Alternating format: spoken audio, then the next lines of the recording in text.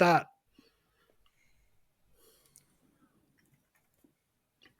Maloni, welcome to Blood, Sweat and Talanoa podcast, episode 16.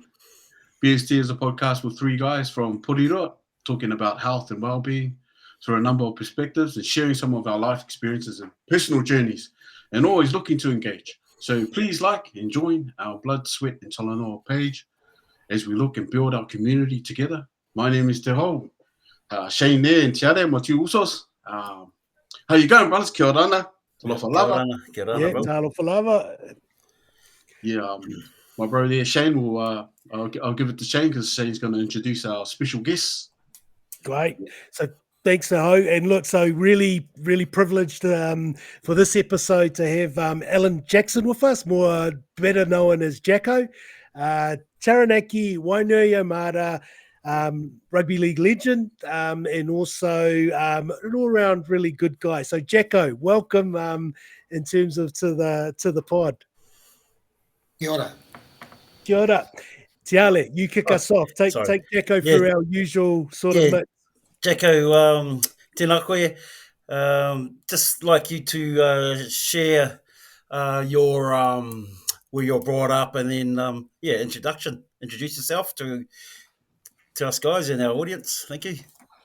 Yeah, born up in Waitara, and I'm living there now. So, 5 siblings. Obviously, mum and dad. Dad worked at the freezing works. Mum worked at the wool scours. So, so it was good. It was a great little family. I'm the youngest of four brothers. So I think that's why I could tackle in that, because I used to have to play against them in the backyard. Went to Waitara Central, then Waitara High, and then I went to, and we used to call it the Waitara University, which was the freezing works. I went down and worked down there. So and had a great. Waitara's a really cool little town. Only about 5,500 people. Everyone knows everybody. You can't do anything without someone seeing you. So it was a lot of fun. Had a lot of really good mates, and had a great sort of. I thought mum and dad were really good parents. And when there's 6 of you, you sort of fend for yourself. You got to do your chores and stuff like that. So had a great childhood, and and sport was always part of my life, whether it be cricket or softball or rugby union or league. So I used to have I even played basketball. You wouldn't think so with my height, but you spud web. Bro, Al, sorry, hopefully it's all right for me to call you Al. I've got a brother named Alan, and we call him Al, but Jacko, I know it's your other nickname. Bro, it's an honor to meet you. And I've always, like I said, the last time I saw you was on the field when you were playing for Wainui. I don't know if you played, because we had these trials against Wainui, and I don't know if I can't remember seeing you if you played in that game, but I had photos of these guys when they were young. St. George coming over with Tama these days, Alan, and so I just want to ask also is that you said you're the youngest in the family. Did you get bullied from the big brothers? Well, a lot of people don't know about my boxing career. Ooh. I think I had about 100 fights against my 3 brothers, and I never won one. So didn't get bullied because I picked. Dad was a very fair person, and he wouldn't make us go outside if we were going to have a fight. So I stepped all my 3 brothers outside and got 3 good hidings. But you learn, and I stopped doing it after a little while. How good's that jab of yours then? Not that good. Not that good. Well, were you a righty or you southpaw or orthodox? No, orthodox. Orthodox. Okay. Left and right. Yeah, man. Nah, it's cool, bro. Look, that's how look. Coming from a background, I had a lot of brothers as well growing up, and bro, I wasn't game enough to even take them on. I'll probably just my brother that's just a bit older than me, a couple of years, but none of my brothers, man, I was just too scared, So Bro, big ups to you, brother. Mm. A lot of I don't know if this helps you two guys, because Tahoe's the youngest too, Jacko, is that I'm the oldest and I'm undefeated. Yeah, sure. this guy. You and your Sure, pillow fight, yeah. Shane. You and your pillow bag fights. Anyway, Jacko, thanks for bringing up, sharing your family. Working at the works there, did you walk away with the famous slippers there, the white slippers? Yeah, everybody did. Yeah, You're allowed to take them with you. They didn't want anyone else wearing them after you've worn them for a for long that time. season. Yeah. Nah. I was just trying to think which Wicks was that up in Waitara? Was that the one by the river there? Yeah, by the river. Yep. Yeah. Okay. I used to do some work up there. Jacko, I mean, but just being brought up in Waitara Taranaki is it's a area that's got a real rich history. Going back in terms of settlement, also in terms of iwi and that there. I mean, was it something that was sort of always in the air when growing up around there, and with all of that sort of history and that there in Taranaki? Yeah, there was a lot of it, and we were lucky at school. We could go up to the marae all the time, and we were lucky to get. It was next door to the high school. Well, the marae in Waitara is between the high school and then Manukiriki Intermediate. So, we used to walk through there every morning, though we weren't meant to, but that was the shortcut. But it was really cool. It's a really cool little town. Like I said, everyone knew everybody. A lot of our parents worked in the work, so they knew each other. You couldn't do anything without getting caught. To do something on Saturday, Monday morning, Dad would know about it. So it was that sort of town, and everyone looked after everybody. It was it was a cool. It's only a little place and doesn't get all the raps that it should get, but it's a good little town, and I enjoyed growing up in Waitara. Nice. Jacko, I know my old man went up to New Plymouth for this bowling thing. Was there quite a famous bowling thing up there in that'd be the Taranaki Falls. It happens every year. Yeah, it's a huge bowling tournament that goes off just in the new year. Teams from all around the country come to play in it. So I know this is about you, but I'm just saying that my late father, Dad won the trophy up there, a little emblem thing, and that's how I knew. New Plymouth, wow, Jacko's from Waitara, but New Plymouth is just like I said, Wellington. So I just thought I'd mention that. But coming from that, can you walk us through your rugby league career from being a small wee fella to making? My rugby league career never started until I was about 14. I played rugby union and basketball and stuff. And a mate of mine, one of my best mates, Willie Tangara, and you probably know the name from Willie and Jeff Tangara that came to play for Petone in Wellington. Yeah. Both really, really good players. Willie said to me at school one day, "We've got a game on Sunday, come up and have a game." And I asked Dad if I was allowed to. He said yes. So I walked in the changing shed. I can remember, I didn't know his dad, Duncan, very well, but Duncan was a big man. And I walked in and he goes, "What are you doing?" And I says, "I want to play league." And he goes, "Okay, where do you play in rugby?" And I told him. He says, "I grab the number 8. You're our 13th player. You're playing." So that was how it started. And it was cool, we just went out and it was all my mates and we just played. And I haven't not been involved in league since. So it's a pretty cool day. I just love the game. I love the people that were playing it, my mates that I was playing with. And so I sort of am a little bit of a league tragic ever since that day. I mean, you've mentioned, the Tangaras and that as well. Taranaki's famous, a number of sort of prominent league families in Taranaki and that as well. Who else were sort of those families and clubs that were around during your formative years? Well, I played for Waitara and obviously Howie Tamati, and the Tamati, his brother Terry was my first senior coach. And has been a coach mentor of mine for a number of years, still is. And, so there was Howie and Terry and his whole whānau that were at the club. they sort of run it. And there was there's a heap of them. It's lucky to play with a couple of really good players like Graham West out of Hawana. He was, ex-Kiwi captain. He was a really good player. And Bruce Gall, I remember Bruce Gall. He was a real tough. He ended up playing for Balmain in the NRL. So, we had a lot of good players come out of here, out of the Waitara club, David Watson and Tony King. Oh, Dave Watson. Renwick still tried to own Kempy, but he's from up here. And David Watson, who I played a lot of footy with David before he went to England and Australia. So, I was sort of lucky that up here we had a really strong club when I was playing, and we played a lot of good games with a lot of good players.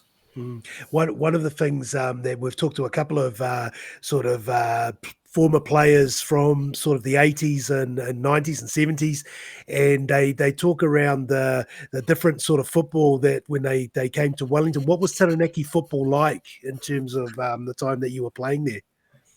Oh, it was pretty tough. It was pretty tough, but we sort of only had 5 or 6 teams in our competition, and so you played everyone 3 times, and you got a little, that's probably one of the reasons I did move in the end. But we had a really good Taranaki side, and playing for them was really, really cool. And like I say, I think it was my 3rd game for Taranaki. There was 3 Kiwis in our forward pack. And how good's that? How good's that for an 18-year-old? To go into a forward pack like that, and so it was cool, and so it was good. And I had played against quite a few, or with a few of the Wellington boys before I came down in Central Districts. Anyway, so but the football up here was pretty good. It was pretty good.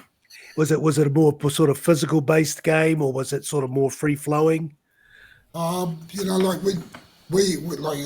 just talked about a couple of the players we had, like David Watson and the Tangara brothers. Like with backs like that, you had to let the ball go, didn't you? Like Jeffrey and Willie were very, very good footballers. Willie was really quick, and David was quick as well, and he's played in the centres for us or standoffs. So we played a little bit of we like to run the ball. Yeah, it's fun. Yeah. So. Yeah. Well, look, bro, you coming up from up there, you obviously, you made your way down to Wainui, in those years, like, how did that happen? How'd you get down to Wainui? Well, Jeffrey and Willie went to Petone the year before. And I just about went with them. I just about went to Petone the year before. And I decided to stay home. And then Ken Laban rang me up and said, we're in the premiership, come down, we'll go good. And he says, we'll be in the top 4 and all sorts of things. And he says, geez, you've just got promoted, but ambitious. And then he told me a few of the names of the players they'd been sort of recruiting and stuff like that. Like the Lomax boys were from Wainui, but never played there. Next thing all 4 of them are going to be playing there. So yeah. And if you meet Ken, you've all met Ken. He's got a bit of the gift of the gab. So I thought, I think I was 24. I thought about time I give it a shot. So I decided to come down, and me and my partner moved down, and the rest is history now. Well, what was that first year like? Like you say, Ken rang. They'd moved. They've just won the promotion to the Premier Division. When you sort of arrived there, sort of what was it? What was the environment like? It was all pretty new. Kara Pukitapu. He was a really good manager. He's a smart man in all the things he did in his life. So him and Ken had a plan, and Ken had gone to Newcastle and had a look at what they were doing because Sammy Stewart was over there and sort of had a link there. And we had a plan, and we were lucky. The boys come together pretty good, but we were successful straight away. There's a pre-season tournament. We made the semi-final. We won that game. Got disqualified because my clearance hadn't been through for my transfer. So we didn't care. And then in round 1 we played Upper Hutt, and we beat them. So we got some success really quickly. and that helped big time. But the boys really brought into what we were doing, and it was a really good team. We didn't have everyone seemed to get on really well. We all wanted the same things. We were coached well, and things just went really, really quite smoothly. Big thing was, and the big thing we talk about culture, and that Cara and Ken made sure all of us were working.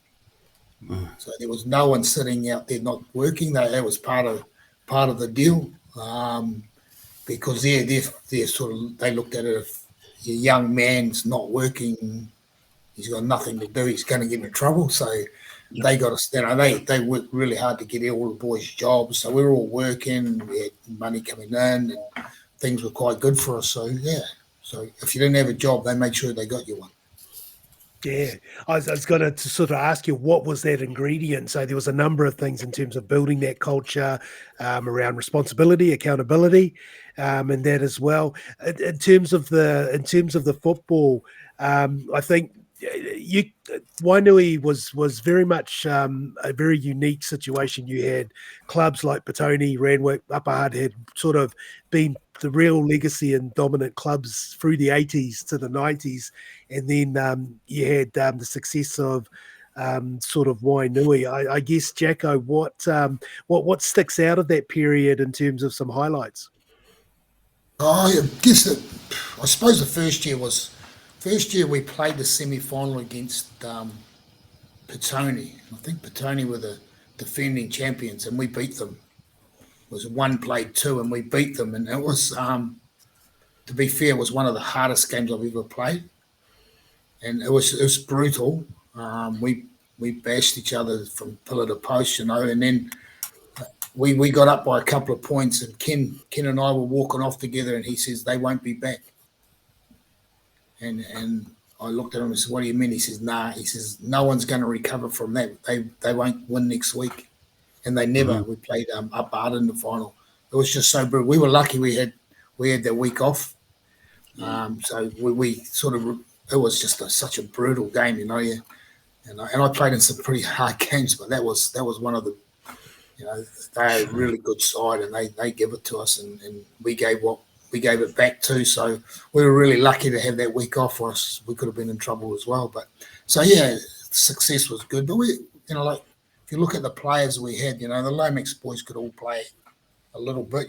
Johnny and David both played for the Kiwis. I think we had 4 or 5 players went and played in NRL out of our time at that club.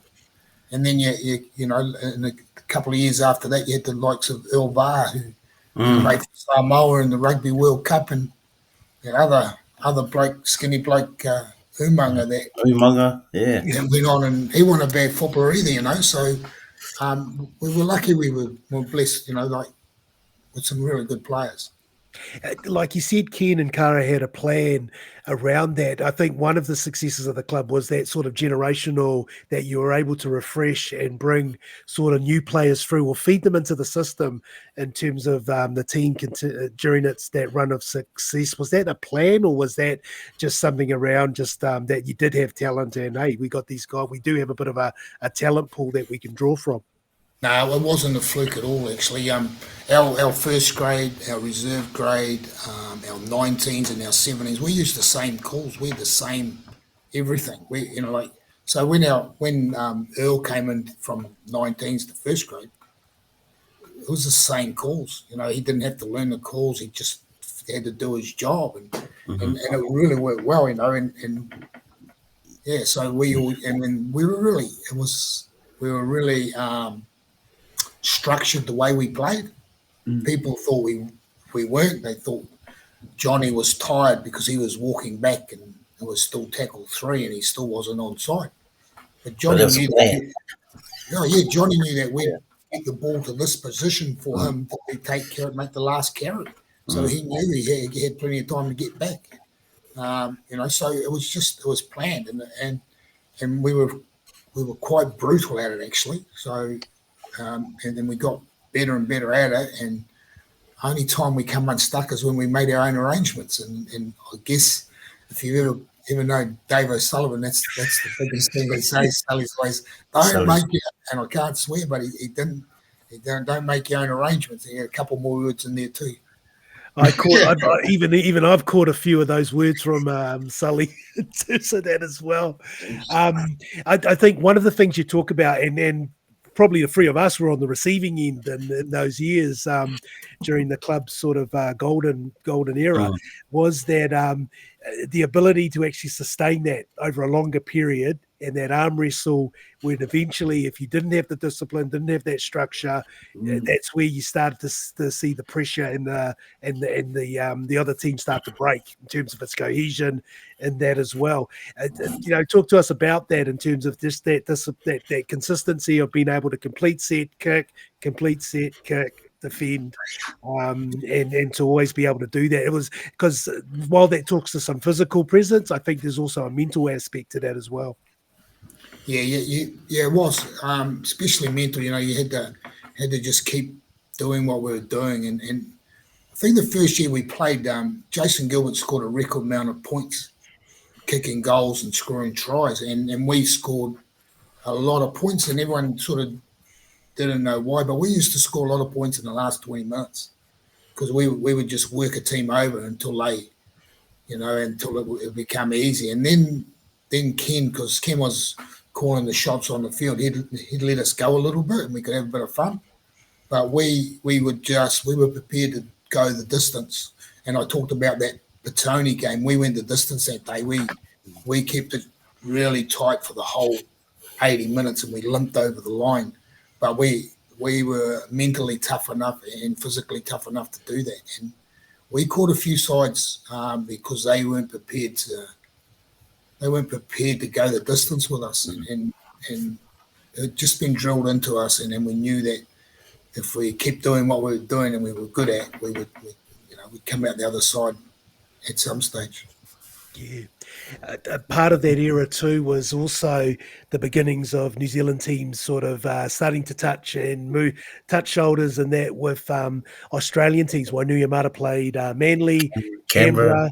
Also competed in the National Nines to go to Sydney and that as well. Jacko, talk about those experiences in terms of what that meant to, one, the players, but also the club and community. Well, it was the Sevens in Sydney. We played the Sevens. It was great because I wasn't fast enough, so I was one of the management instead of playing. So I had a great trip. That was a really good trip for us.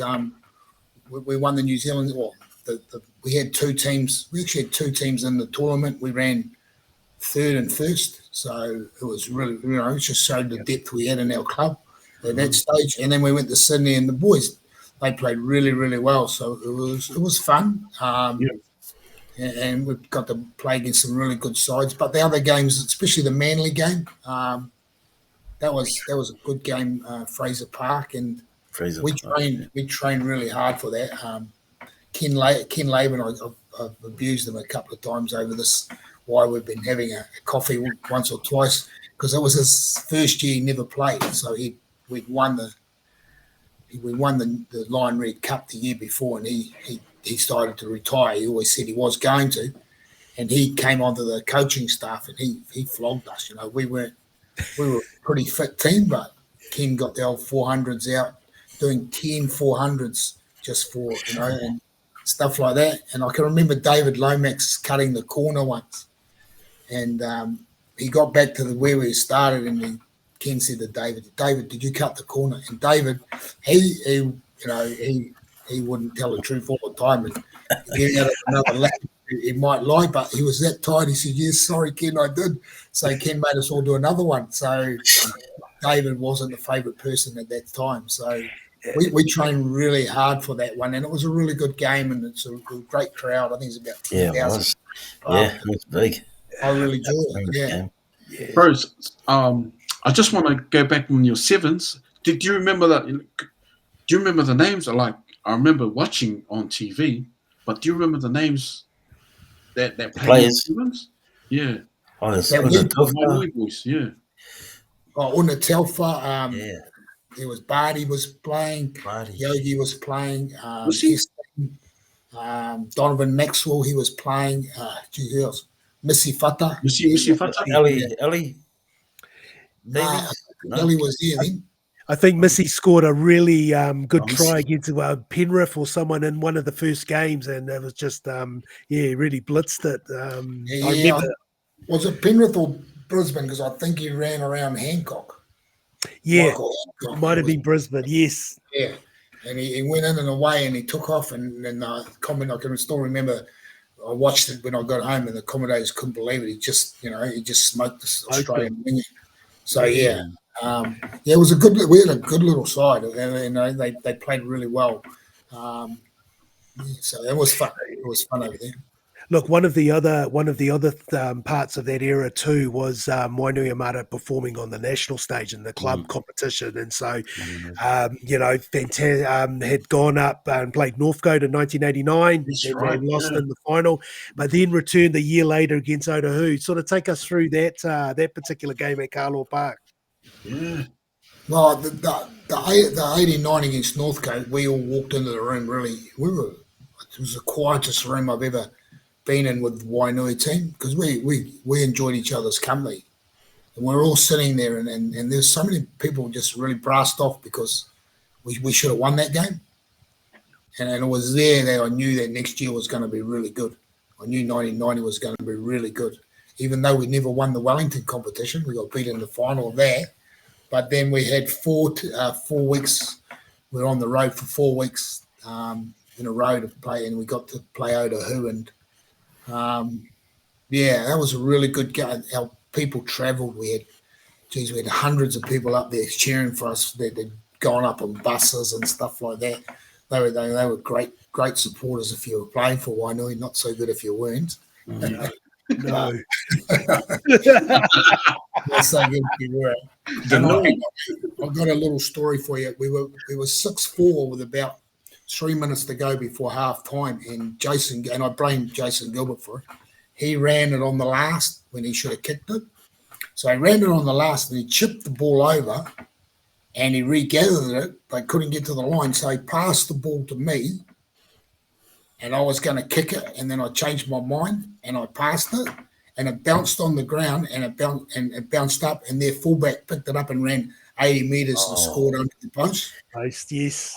And then they kicked the goal. So instead of being 6-4 at half time, it was 12-4. And we walked into the changing shed, and Cara and Ken, we sat down, and my head was in my boots, and Cara and Ken are going, don't change anything. We've got them. Don't change a thing. And all the boys, they picked all the boys up. So everyone's feeling good. And I'm walking out there thinking I'd just lost the final for us, but there's 40 minutes to go, which is a lot of footy.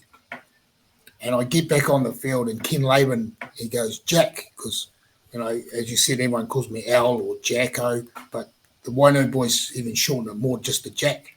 And he goes, Jack. And I looked over at him, and he said, good pass, and he started laughing at me.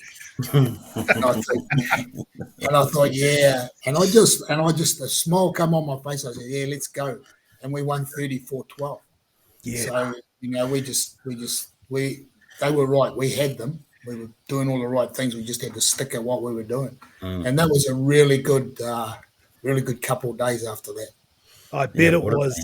Now, there was one moment in that where Ken walks out with a young kid who's a ball boy. Who was that kid, Jacko? Yeah, Al Perry, Al Powell. He was our ball boy back then. Was he? Yeah. Whippy. Perry Whipper. Yeah, he was our ball boy. So he came to most of our games actually. So it was really a little bit after that. Billy, we played a bit with Billy. He was still at school and used to come home and play on the weekend. So. Yeah. Now, you mentioned in terms of the support, one of the features again of that period was just the really immense and proud club support of the community and Wainuiomata in general. Sort of took us around what that sort of meant, because as a player, you're in the midst of it, but what was your observations in terms of looking at how that sort of also impacted on the community in Wainuiomata? Yeah, I guess it give them something to follow them, and we was quite successful. And they were really well. Some of the players some of the boys when we were playing in the Wellington team, they go, "Geez, your supporters are rough, Jacko," and I go, "What do you mean?" well, they're not yelling at you, are they? They're yelling for you.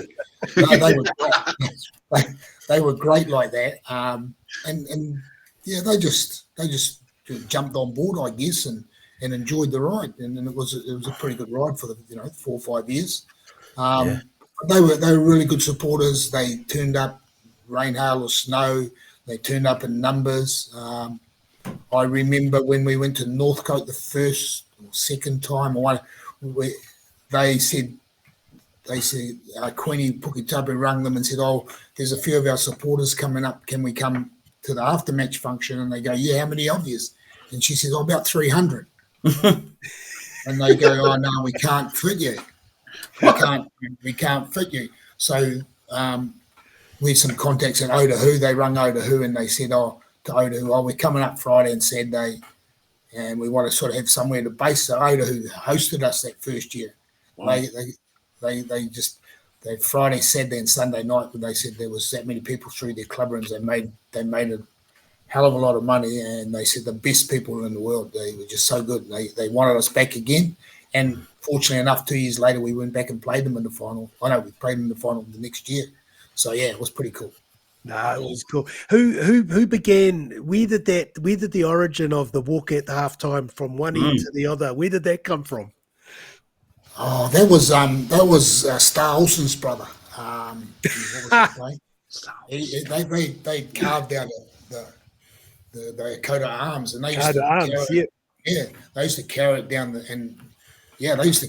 field every week, and then we got told off at Carmel Park the first year. They said don't carry it down the field, and I don't know why there's at the end of Carmel Park there's some gates, they didn't lock them, so our crowd just opened the gates and walked down the middle again.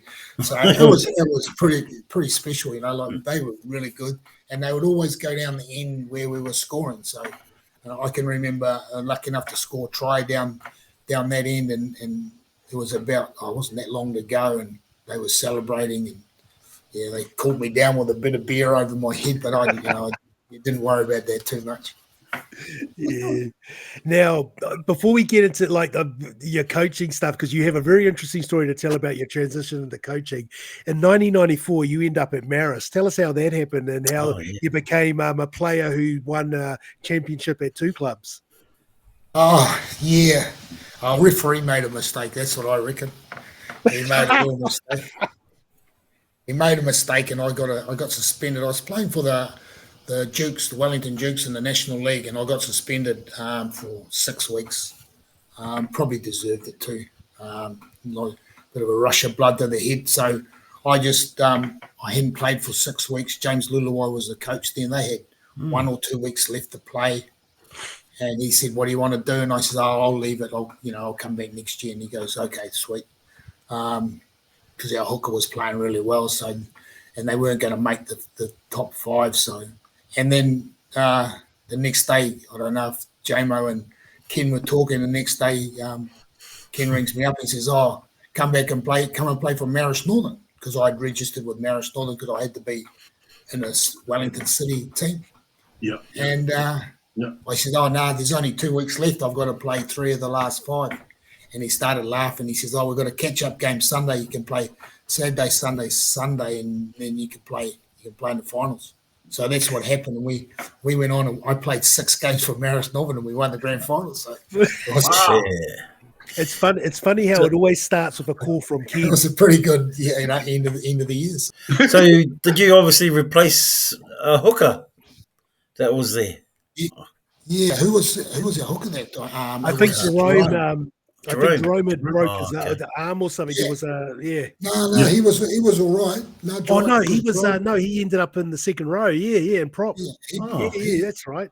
I went to training and I said to Ken, I said, "It's a bit rough if I come in straight away." And he goes, no, it's all right. And Jerome come up to me and, because I knew him, and he come up to me and says, "Oh, it's really good to have you, Jacko." He says, "You play number 9, I'll be good." And I said, "No, mate, I don't want to take your spot." And he goes, No. And he wouldn't have it any other way. So he was really good about it. And he was a good footballer too, So yes. I really had to work hard because he was a good hooker. He'd play anywhere, him. And he did. He played in the final with us and that, so it was really cool. But just the way he welcomed me into the team really made a big difference, actually. Otherwise, I don't know if I would have wanted to do that at that time of the year. What different contrasts? You'd come out of a real successful team into sort of Marist, who was still sort of finding their feet in terms of the competition. What were the differences in terms of in that run in 1994? I suppose because Ken was involved with us and he was, he used the same blueprint and it was fairly similar what you were doing, so it wasn't hard for me to come in and I'd played, I guess I'd played in quite a few teams like Waitara, Taranaki, Wellington, Central District. So there's always different ways that coaches want you to play and stuff like that. So I adapt to those sort of things pretty easy. And the Marist side, they were just really keen. They were keen for success. They just and I think we ran third, and then we won 3 games in a row, which included a big win in the semi-finals over Wainuiomata at the time. Yeah, that was a bit funny playing against the old mates, but I didn't really care. I just wanted to win, so. Yeah, no, it was a good and look, I think your involvement, Sully's and Chika, George Whaatlongo, a number of those were able to sort of build a pretty sort of solid team around and also bring along some talent as well, which really sort of made the team quite sort of quite all the dynamics that you need for a good run in that end of the season. Now, Jack. Oh, sorry. No. Hey, look. You've got a good story about how did you fall into coaching? Because I'm keen to sort of for you to talk about that transition from player into coach and when and how it came about. Well, see, I coached the Taranaki under 17s when I was 22. I took the Taranaki under 17s away to nationals 2 years in a row. Terry Tarmany was the one. We were going to take the 17s away, and he goes, "You coach and I'll manage." And he was my club coach. I says, "No, you're the coach." He goes, "No, you coach and I'll manage." So that's when my first, go at coaching was, and that was really cool. And we had 2 really good years. We ran 3rd and 4th, so it was pretty good for us. And then the next time was in, I think it was 91 or something like that. I think it was Hawke's Bay. I was still playing for Wainui, but I went and coached Hawke's Bay for 2 years. We used to travel up on a Friday night, train Friday night, and then drive home Saturday and play Sunday. So I did that for 2 years. So it was interesting. Really had a fantastic first year where they'd won 2 games in 3 years, and we got beaten in the final by 2 points. So we turned it around a little bit, and it was fun. I enjoyed it and learnt a lot.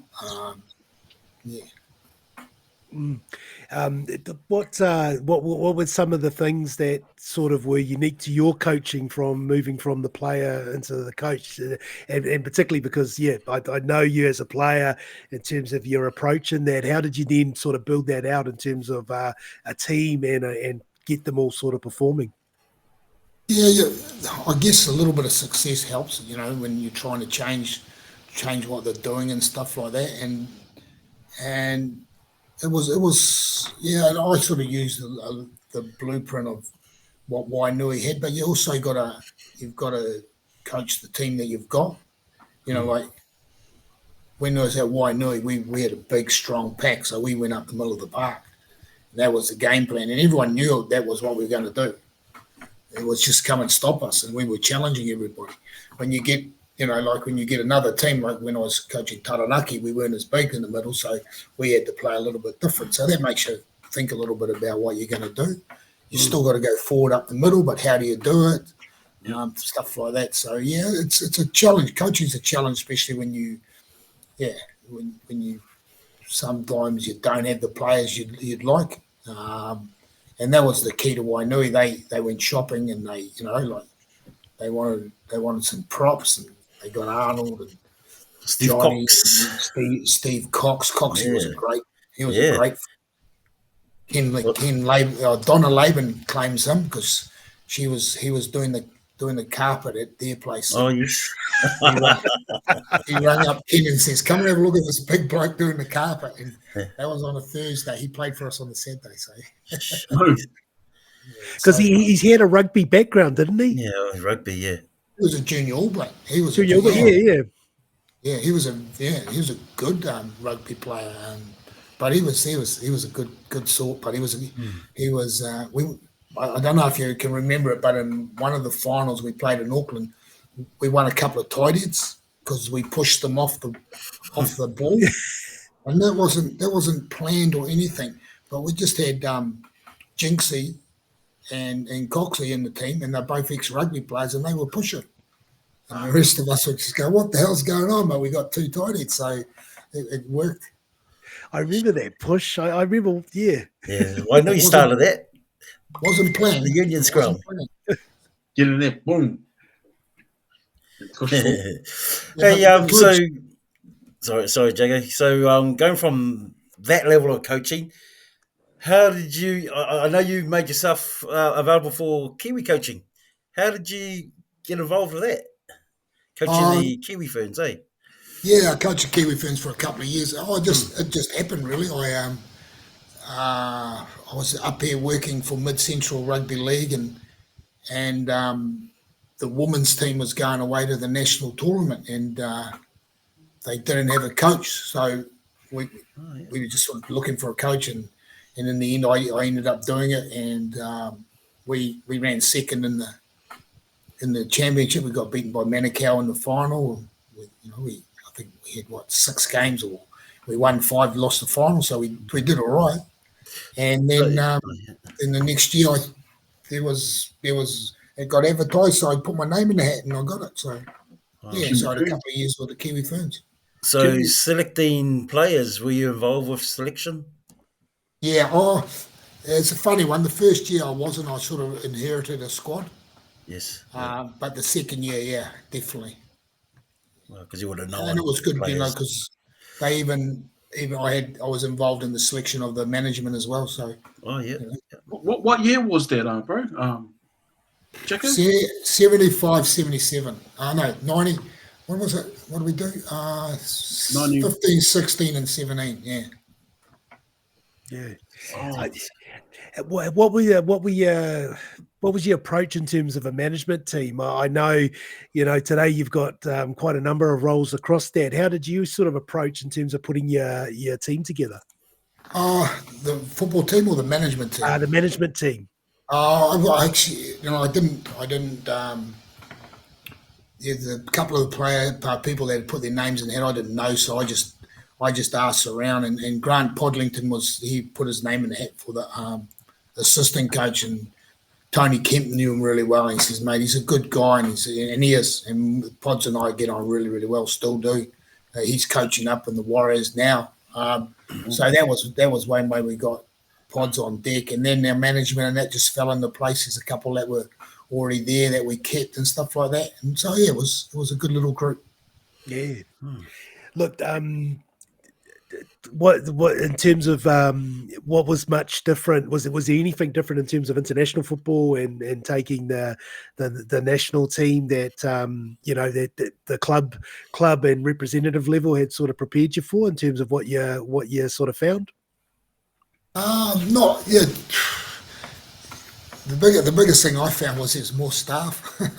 Like you had staff. In clubland sometimes it's you, the trainer, and the manager. And it's really hard work. And we had more staff, and we could bring more people in. I think just over all the experience I had, I've been really lucky to have some really, really good coaches. And like Terry Tarmany, I really like the way Terry coached and always have. Kara Pukitapu was a really, really good man manager, and he was a really smart person, and we talk a little bit about well-being soon, and he was really good at that. Ken Laban was a smart person. He went, what he didn't know, he went to Australia and found out. So I was lucky to have had some really good coaches. Another one was Alan. My first Taranaki coach. He was really good too. So I was lucky enough to have been under some really good coaches. And Alan Marshall, and he was the Kiwis assistant coach way back in the 80s. So I was lucky to have some really good people around that I'd sort of seen and learnt a lot of. And then you just got to ask. Did you find coaching the women, were they more respective, or like were they any different from the men? For coaching the boys and then you're coaching women. Yeah, well, back then it was still pretty new. The women's game was still pretty new, and they definitely asked a lot more questions. They weren't scared to ask questions. I think sometimes blokes will just, if they don't know, they're a little bit scared to ask. Instead of asking and they don't want to look stupid in front of their mates, but where girls, they just ask questions all the time. So that was good. It was good, and you had to be on the ball actually. But yeah, no, I really enjoyed it. It was sort of a step up for us, all the stuff. And I got in there a really good time. It was the first year that the girls hadn't had to raise money to go to Australia. Wow. New Zealand Rugby League. So it was that first step towards that where we are now. So it was pretty cool. Yeah, and look, you must be pleased in terms of seeing the progress of the game and also seeing the opportunities it provides for New Zealand players, particularly with the WNRL, and when you've got a number of players who have crossed the ditch into that sort of environment. Yeah, it's becoming like I guess I've been through it twice now, because back in the day when Tony Kemp challenged his right to go and play in Australia, and he won that court case, and it opened the door for everybody from New Zealand to go into NRL clubs, and it did open the door. There's hundreds of kids going over every year, and the same's happened now with the NRLW, with girls going over and playing in the Sydney and the Queensland comps, trying to make it into the NRLW, which is a real cool pathway, but it does hurt our local game a little bit, because it's the best players going. Yeah. And it doesn't help clubland in New Zealand. Yeah, and look, that's you're in a role, you're development officer in terms of Mid Central. What is that sort of state of the game at the moment, and what is your work involved around trying to sort of strengthen and support the game? Yeah, it's hard work, and it has been all the time. We're sort of treading water a little bit. There's been a little bit of a growth, over the last couple of years. And I guess the girls' games help that a bit, and that's why it's really important. There's still a passion. There's still a lot of kids out there that want to play, and it's just that when they get to about that 15, 16 years old, they're making decisions on whether they're going to keep playing sport, or they're going to go and specialise in a sport, or sometimes they try and do everything and don't do justice to any one or two sports. So it's really hard for the kids today. They all, and a lot of them watch footy. Yeah. Like our kids nowadays, they watch their phone, so they won't sit down and watch the grand final. They'll watch the highlights TikTok on their phone the next day. They'll watch the highlights, and they'll see all the really. I think it's a little problem. They'll see all the great things that happen, like the flick out the back door and all the brilliant things that all those players can do, but they don't actually see the first 30 minutes where they're just in there beating the crap out of each other. Yeah. And then they want to go from 0 to 100 mile an hour straight away.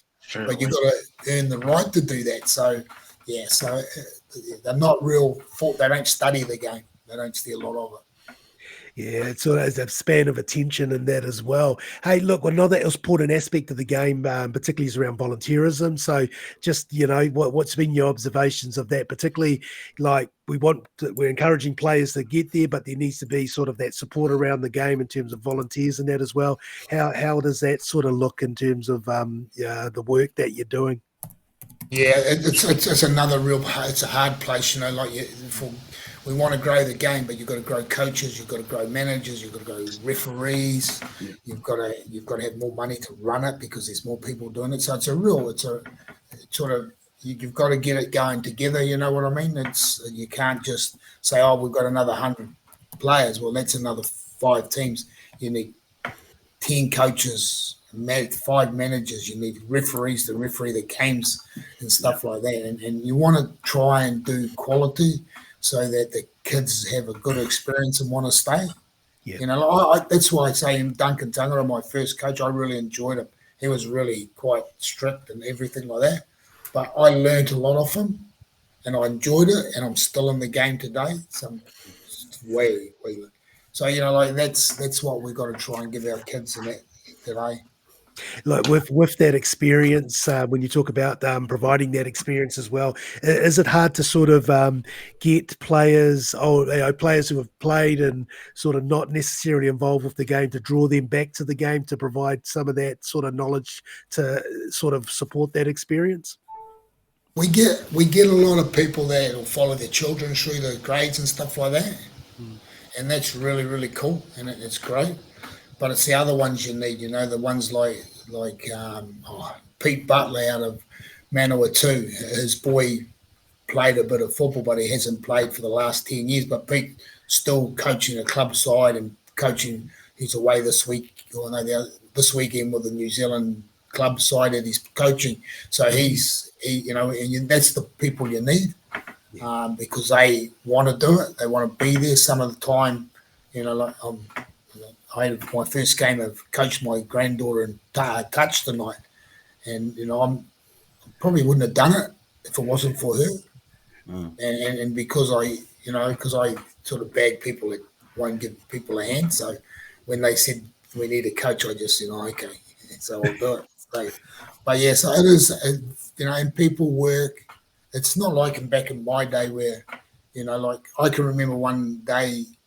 The freezing works, they wanted to work on Saturday morning, and this is a long time ago, and all the rugby in the league people went, whoa, we got footy on Saturday, and they said, oh no, we'll start early and finish by 11 so you can get to footy, and they go, oh yeah, okay, that's all right then.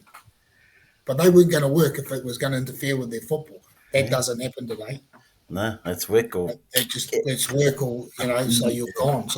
So yeah, a lot of things have changed. A lot of things. I'm sure you would have negotiated time and a half, double time. I know we got the time and a half. We got the footy as well. And the footy, so win-win. It's a hoe. Yeah. Maintaining your own health. I mean, look, you know, you're a little bit older than us. How come you look, you know, what's the secret ingredients, man? Why, you look as good as you are, you know? Yeah, I wonder that. I just, some of the boys down Wellington, Ken and Star, and they have the 100 club. Yes. Just because I've blown out over 100 kilos, and I decided I'd never get to over 100 kilos, and I ain't. I got close at one stage. I played at about 89 Ks, and I got on the scales yesterday and I was 93, so about 4 kilos heavier than what I used to play, though it's in different places, if you know what I mean. Yeah, it's not bad.